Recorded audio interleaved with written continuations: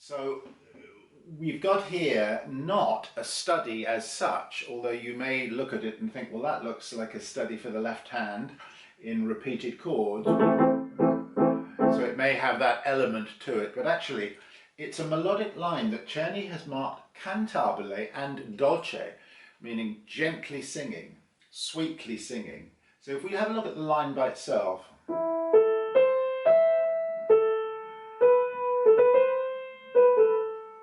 we must bring that dynamic up a little bit from the pianissimo that we see at the beginning. The pianissimo here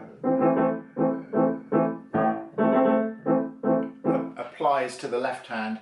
The right hand has to be a little firmer because it's the vocal line. Now, when we're playing any kind of cantabile line, we need to first sing it. We need to know what it feels like to sing. And immediately I want a little crescendo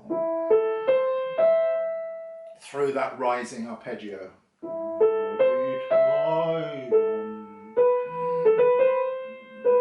And surely a downward shape there.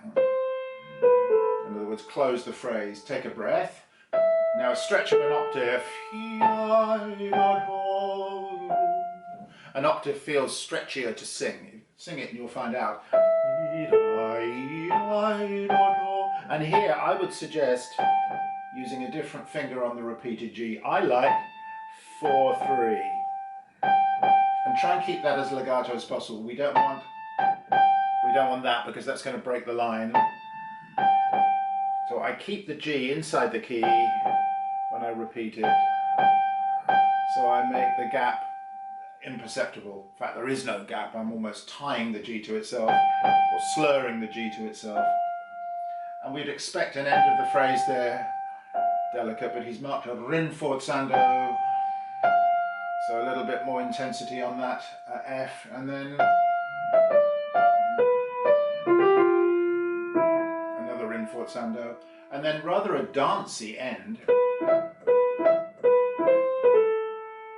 in the style of a polonaise. Now the left hand that goes along with that has a staccato quality. Every note is marked staccato. So we have that repeated note figure. So we've got to get good at repeating chords. Okay, now there are several different ways to feel this. We could use our wrist like this as a wrist hinge.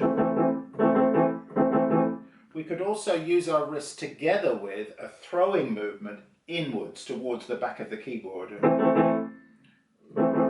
See what I'm doing there? I'm making this movement forwards, or backwards as it were, backwards away from me, and walking along the key surfaces.